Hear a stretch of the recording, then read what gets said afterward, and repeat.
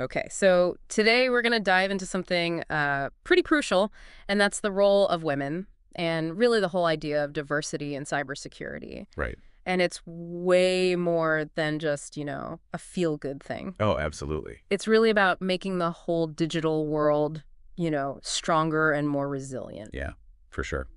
So we're going to be pulling some really interesting insights from a conversation on the Greyhatsatya podcast. Okay. They had this cybersecurity expert named Anika on, and we're going to explore her experiences and really dig into why having all these different perspectives is so important. That's a great point. Yeah. You need different people thinking about problems to solve them, Absolutely. especially in cybersecurity. Right. Yeah. So we'll also look at, what it's actually like for women working in this field and most importantly, what we can all do to make things more inclusive and, ultimately build a more secure future for everyone. Yeah, because a more diverse cybersecurity workforce is a more secure cybersecurity workforce. Exactly. 100%. So one of the things that really struck me about Anika's take is that she doesn't just talk about diversity as, a fairness issue, Right. which it definitely is, but she goes deeper and she's like, look, this is fundamental to good cybersecurity. That's so interesting. You can't effectively protect a whole bunch of different systems and users unless you have people with different viewpoints defending them. Yeah, it's like if everyone's coming from the same background with the same experiences, they're going to have the same blind spots. Exactly. And she pointed out that people from different backgrounds, and especially women, they bring different analytical approaches, Uh-huh. different ways of assessing risk, different problem-solving strategies. Right. It's not just a feeling. Yeah. There's actually evidence showing that diverse teams are way more innovative, and they're just plain better at spotting those vulnerabilities that a more, uniform group might miss. And, we see all these headlines about all these huge cyber attacks. Correct. Ransomware hitting hospitals and governments and all this nation-state espionage. Yeah. Oh, yeah, it's terrifying. So you realize that you've got to have all your bases covered, like every angle. Absolutely, every single angle. Yeah, and Anika's point about, excluding a big chunk of the talent pool being strategically unwise, Right. it just makes so much sense because the stakes are so high. They are incredibly high. Yeah, so it's really about tapping into all the brain power we have Exactly. to fight these threats. So how did Anika actually get into cybersecurity? Yeah, that's interesting, right? Because it wasn't like a straight path. No. She started out in general IT support. Okay, so like the classic fixing printers. Yeah, exactly. The day-to-day, troubleshooting and all that. Yeah, resetting passwords. Exactly. And then there was this one moment that kind of changed everything for her. What happened? It was a phishing email. Oh, wow.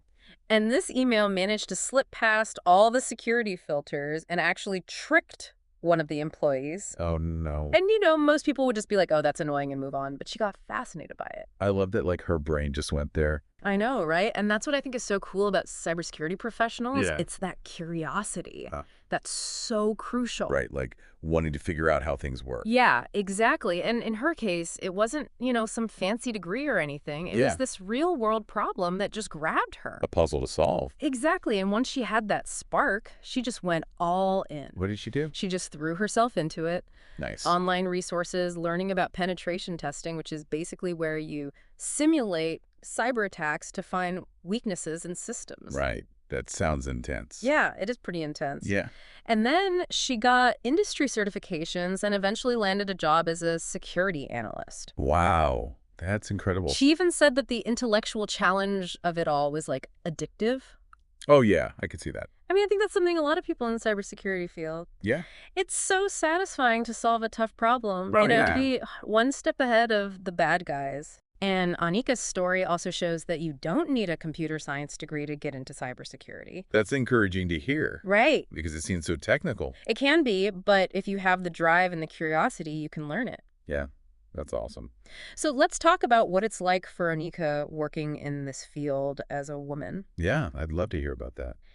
She said it's been a journey with both incredible highs and some real challenges. I bet. Like she talked about these amazing moments where she solved a tough security problem or protected a system Right. or mentored someone. Yeah.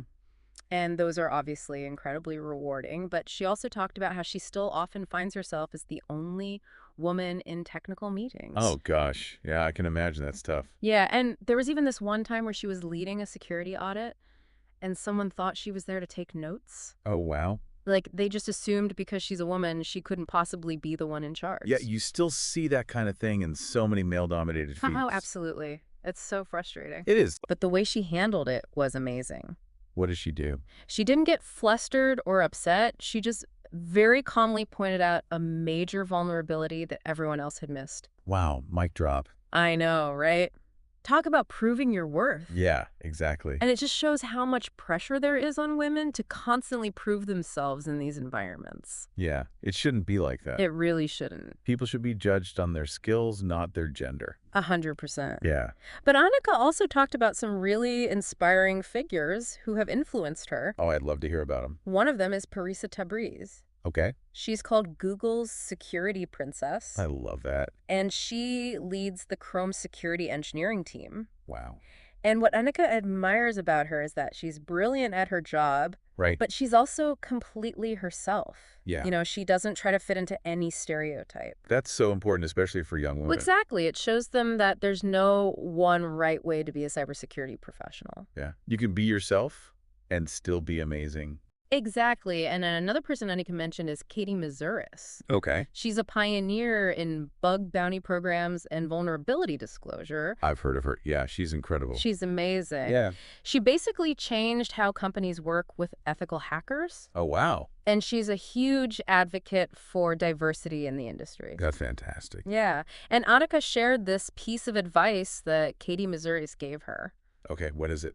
She said, don't wait for an invitation. Break in and create the space you need. Wow. That is powerful. It's such a powerful message. It really is. About not being afraid to challenge the status quo and, Right. you know, fighting for your place at the table. And making space for others, too. Exactly. And Anika's definitely doing that. How so? Well, she's super optimistic about the growing interest in cybersecurity among young women. Oh, that's great to hear. Yeah, she volunteers at this local program that teaches coding and cybersecurity basics to high school girls. Oh, that's so cool. And she told this awesome story about one of her students. Oh, what happened? This girl's only 16, Wow. and she built this tool to detect suspicious links for a science fair project. Seriously? And now she's thinking about a career in threat intelligence.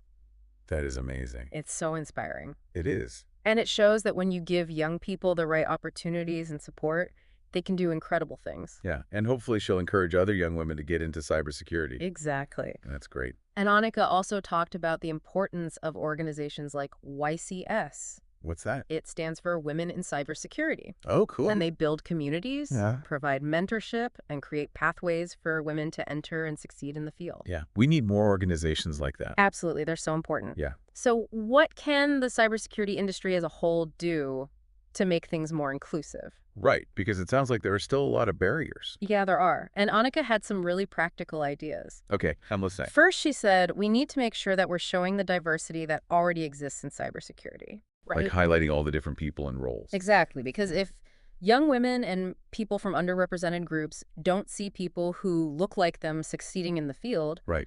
they might not even consider it as a career option. Yeah, representation is so important. It's absolutely crucial. Uh-huh. And on a company level, Yeah. Anika said that companies need to actively reach out to diverse talent pools. Okay, so like going beyond just posting jobs on the same old websites. Exactly. And they should offer scholarships Uh-huh. and create strong mentorship programs. Right, to support people once they're in the door. Exactly. It's about investing in a diverse workforce. Yeah, for the long haul. But she also made it really clear that it's not just about getting people in the door. No, it's about keeping them there. Exactly. Yeah. You have to create a genuinely inclusive environment Right. where everyone feels valued and supported and has real opportunities to grow. So it's more than just hiring a few diverse people to tick a box. Way more than that. Yeah. It's about creating a culture where everyone can thrive. Right. And that means addressing unconscious biases Yeah. that can affect promotions and assignments Because that stuff happens all the time. all the time, and we need to be really conscious of it. Yeah.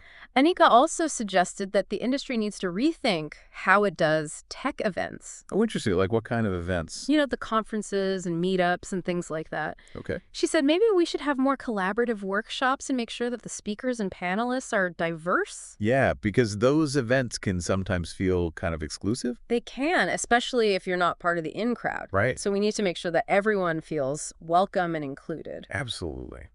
And finally, she talked about the importance of allyship from male colleagues. Okay, so how can they be allies? Well, they can speak up in support of their female Yeah. colleagues, amplify their voices, make sure they get credit for their work. Right. It's about actively using your privilege to support those who don't have it. Yeah, that's so important. So, for any women listening who are interested in cybersecurities, Mhm. but maybe feeling a little intimidated, I bet a lot of people feel that way. Anika's main message is don't let that fear hold you back. That's a good message. Because, cybersecurity has this image of being super technical Right. and kind of exclusive.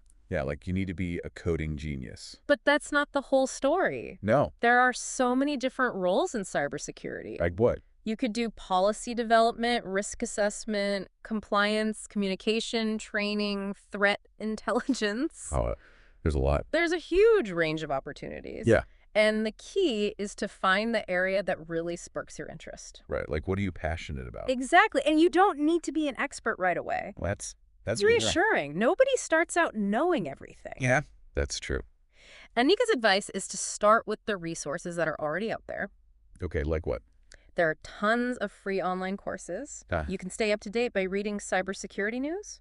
And there are all these online communities like YCS and local or virtual meetups. So you can connect with other people. Exactly. And she said the most important thing is to not be afraid to ask questions. Oh, yeah. Asking questions is how you learn. It's how we all learn. Yeah. And she really emphasized how valuable women and people from diverse backgrounds are to this field. Right. They bring different perspectives. Exactly. And her final piece of advice was just dive in. I like that. Because even though there are still challenges, Yeah. there's also a really supportive community out there. That's great to hear. So the bottom line is, Yeah. diversity, and especially getting more women involved in cybersecurity, isn't just the right thing to do. Right. It's essential for building a stronger, more innovative, and ultimately more secure digital world for all of us. Yeah. She makes a really compelling case. She does. Yeah. And her conversation on Greyhatsatya is definitely worth a listen. I'll have to check it out. So I want to leave you with this thought. What unique skills and experiences do you have that could help solve complex problems? That's a good question.